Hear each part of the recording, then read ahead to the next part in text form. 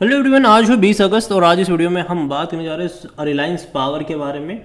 तकरीबन 34 रुपये का शेयर है, 5% का अपर सर्किट यहाँ पर नज़र आया है क्योंकि एक बड़ी खबर आई है रिलायंस पावर को लेकर जो अदानी पावर के साथ जुड़ी हुई है। बात करेंगे उसके बारे में, लेकिन उससे पहले अगर आपने अभी तक चैनल को सब्सक्राइब नहीं किया है तो प्लीज़ अभी इसे सब्सक्राइब कर लीजिए क्योंकि आगे भी बहुत सारे वीडियोस हैं जो काफ़ी ज़्यादा हेल्प करेंगे। तो 34 रुपये का शेयर है रिलायंस पावर का, 5% का अपर सर्किट। एक महीने में देखो तो ग्राफ इंटरेस्टिंग है। देखो जब तेजी आई लगातार भागा था, ये 34 पे गया था, फिर बाद में गिरावट भी आई, 30 रुपये से नीचे गया और पिछले 3 ट्रेडिंग सेशन से लगातार 5-5% का अपर सर्किट ही हमें यहाँ पर देखने को मिल रहा है। और उसकी सबसे जो बड़ी वजह है वो ये है कि भैया रिलायंस पावर जो है वो अपना प्लांट जो है थर्मल पावर प्लांट जो नागपुर में है उसको बेच रहा है। अदानी पावर के साथ बातचीत उसकी चल रही है। अब जाहिर सी बात है उसको बेचकर पैसा आएगा उनके पास। यहाँ पर अगर आप देखो तो Adani power is in discussion two by the 600 megawatt का जो बुटबोरी थर्मल पावर प्रोजेक्ट है नागपुर में, जिसकी कीमत तकरीबन 2 से 3 हज़ार करोड़ की है। अगेन ये रिपोर्ट्स कह रही है, ठीक है। और यहाँ पर अगर आप देखो the value of the deal could translate into the 4 to 5 crore पर मेगावोट। तो यहाँ पर यही है कि भाई साहब तकरीबन 2 से 3 हज़ार करोड़ रुपए रिलायंस पावर को मिलेंगे। लेकिन हाँ, ये समझिए कि रिलायंस पावर बेच रहा है अपना प्लांट, ठीक है। तो कैपेसिटी रिलायंस पावर की वैसे भी कम होगी और यहाँ पर the power plant which only owned by the bankrupt Reliance power is now under Vidarbha industries power, जो कि रिलायंस की सब्सिडरी कंपनी है। यहाँ पर भैया रिलायंस को पैसा चुकाना है, ठीक है। यहाँ पर Gautam Adani led group is talking to CFM asset reconstruction company which is the only lender to the power project according to the report. The project has 2 plants and could have been valued around 6,000 crore यहाँ पर। However it has been shut and that has affected the valuation pointed the business daily. तो यहाँ पर देखिए जो plant है ये बंद पड़ा हुआ है, ठीक है। तो जाहिर सी बात है उसका असर वैल्यूएशन के ऊपर ज़रूर पड़ेगा। अब कितने प्राइस से बिकेगा ये देखना रहेगा यहाँ पर आने वाले टाइम में। लेकिन हाँ, यहाँ पर ये भी ज़रूर है कि रिलायंस पावर इसको बेच रहा है। Earlier in April the Anil Ambani led firm complete, इन्होंने इससे पहले भी अगर आप देखोगे तो JSW रिन्यूएबल एनर्जी को अपने प्लांट्स बेचे थे, ठीक है। विंड पावर प्रोजेक्ट जो था उसको बेचा था। यहाँ पर एक और बिकने जा रहा है जो इन्होंने फाइलिंग में बताया है कि Reliance power reported that it has concluded the slump sale transfer, जो भी यहाँ पर 45 मेगावाट का जो विंड पावर प्रोजेक्ट था यहाँ पर जो कि महाराष्ट्र में है, जिसको इन्होंने बेचा था JSW को 132 करोड़ में बेचा था। अब यहाँ पर एक बहुत बड़ा प्लांट बेच रहे हैं अदानी को। तो जाहिर सी बात है यहाँ पर पैसा आ रहा है रिलायंस पावर के पास। लेकिन हमें ये भी सोचना होगा कि इनको डेट चुकाना है, उसके लिए ये इसको बेच रहे हैं। लेकिन यहाँ पर एक चीज़ ये है कि जहाँ बाकी पावर कंपनियाँ अपनी कैपेसिटीज़ को लगातार बढ़ा रही है, जैसे कि JSW अपनी कैपेसिटी को बढ़ा रहा है, अदानी अपनी कैपेसिटीज़ को लगातार बढ़ा रहा है, टाटा अपनी कैपेसिटीज़ को लगातार बढ़ा रहा है, वहाँ रिलायंस जो है वो कर्जे के तले पैसा चुकाने के लिए अपनी कैपेसिटीज़ कम कर रहा है। कुछ प्लांट शट डाउन हो चुके, उसको बेच ही रहा है क्योंकि जाहिर सी बात है उससे कुछ आ तो नहीं रहा, ठीक है। तो बेचना ही सही रहेगा यहाँ पर। लेकिन ये भी सोचो कि वो उनको शुरू भी नहीं कर पा रहे थे। तो पैसे की किल्लत है और कहीं ना कहीं अगर ये प्लांट्स बिक रहे हैं तो जाहिर सी बात है थोड़ा सा वो पैसा इनके पास आएगा जिसका इस्तेमाल होगा डेट को चुकाने के लिए, जो कि अच्छी बात रहेगी इनके लिए। लेकिन पहले एक स्टेबिलिटी यहाँ पर ज़रूरी है। ग्रोथ मैं पहले भी बोल चुका हूँ कि जिस तेज़ी से अदानी टाटा बढ़ रहे हैं उस तेज़ी से रिलायंस पावर नहीं बढ़ पाएगा। इसका जो आज वॉल्यूम देखोगे तो 2 करोड़ से भी ज़्यादा के शेयर्स यहाँ पर ट्रेड होते नज़र आए हैं।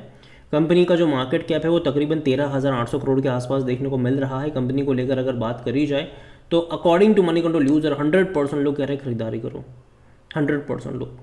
और जहाँ तक नज़र करी जाए इसके नंबर्स के, तो जैसे कि हमने देखा कि इवन कल भी जब मैंने JP पावर को लेकर बात की थी, जहाँ पर मैंने कहा था कि वहाँ पर रेवेन्यू में ग्रोथ था, अपसाइड हमें देखने को मिल रही थी। यहाँ पर वो ग्रोथ नहीं है, वो ग्रोथ मिसिंग है। यहाँ पर अगर आप देखो तो पिछले 5 सालों में जो रेवेन्यू 2020 में था आज भी उतने ही रेवेन्यू है इनके। प्रॉफिट तो दूर दूर तक यहाँ पर नहीं है इनके। इवन अगर आप क्वार्टरली परफॉर्मेंस भी देखते हो इनके तो भी रेवेन्यू में ग्रोथ नहीं है, ना ही क्वार्टर ऑन क्वार्टर ग्रोथ है, ना ही एनुअल बेसिस पे ग्रोथ है। जहाँ तक प्रॉफिट की बात करें तो यहाँ पर भी लॉस है। लेकिन लास्ट क्वार्टर में नुकसान थोड़ा सा कम हुआ था, जो कि अच्छी बात है। उसकी सबसे बड़ी वजह ये कि कंपनी बेच के थोड़ा बहुत पैसा चुका रही है, मतलब जो पैसा है उसको चुका रही है। जिसके चलते जो फाइनेंशियल कॉस्ट है वो कम हो रही है। और अगर गलती से भी कंपनी मान लीजिए कि थोड़े बहुत अच्छे प्रॉफिट्स में आ गए तो अच्छी बात होगी इनके लिए, लेकिन इनका आना ज़रूरी है वहाँ पर। जहाँ तक वैल्यूएशन की बात करी जाए तो जाहिर सी बात है नेगेटिव में पी है, क्योंकि कंपनी प्रॉफिटेबल नहीं है, कंपनी लगातार लॉस कर रही है। कोई भी एनालिस्ट खरीदारी की बात नहीं कर रहा है, ठीक है।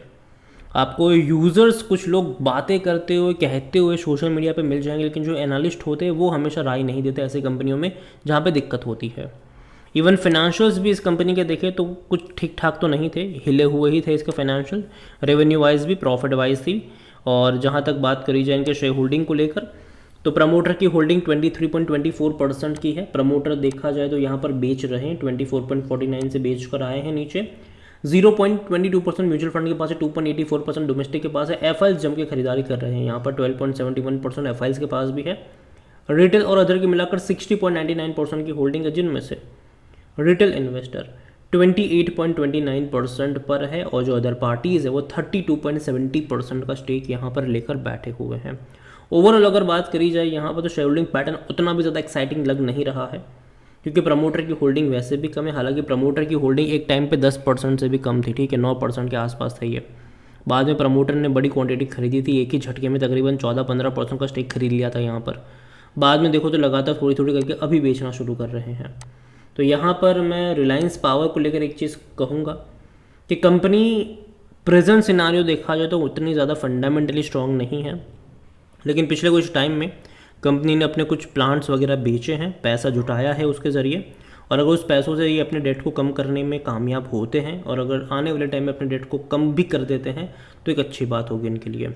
अभी इनका जो मकसद है वो अपनी कैपेसिटीज़ को बढ़ाना कतई नहीं है। मुझे लगता है कि इनका जो अभी का जो गोल है वो यही है कि एक बार डेट ट्रैप से बाहर आ जाए, उसके बाद धीरे धीरे जो प्रॉफिट आएगा उससे हम काम करेंगे। और दूसरी चीज़ ये भी है कि पावर सेक्टर में दमखम है, लॉन्ग टर्म के लिहाज से दमखम है, क्योंकि बिजलियों के दाम पिछले 2-3 सालों में जितने बढ़े हैं ना भाई साहब, बहुत ज़्यादा बढ़े हैं बिजलियों के दाम, बहुत ज़्यादा बढ़े हैं यहाँ पर।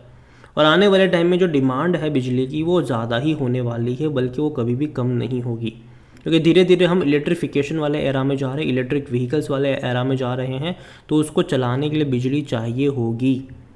अभी तो चलो 2 व्हीलर्स और 4 व्हीलर्स तक ही हम हैं, लेकिन आने वाले टाइम में जो इलेक्ट्रिक एरा होगा वो कहीं ना कहीं ट्रक से लेकर हैवी बसेस वगैरह, हैवी व्हीकल जो है वो होगा, जिसको चलाने के लिए और ज़्यादा बिजली चाहिए होगी।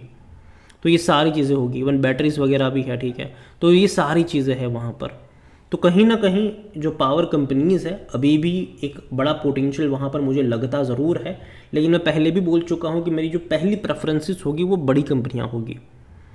टाटा को लेकर मैंने कई बार बोला है कि हाँ लॉन्ग टर्म का खिलाड़ी है, रिस्क वहाँ पे बहुत ज़्यादा कम है और रिवॉर्ड ज़्यादा रहेगा वहाँ पर। ऐसी कंपनी जो होती है ना, जो रिलायंस वाली, होता है कि एक साल में 110% का रिटर्न डेफिनेटली वो काफ़ी अच्छा है। अगर आप टाटा का देखोगे तो उसका भी 100% से मतलब ज़्यादा का रिटर्न तो है ही उसका भी, ठीक है, पिछले कुछ टाइम में।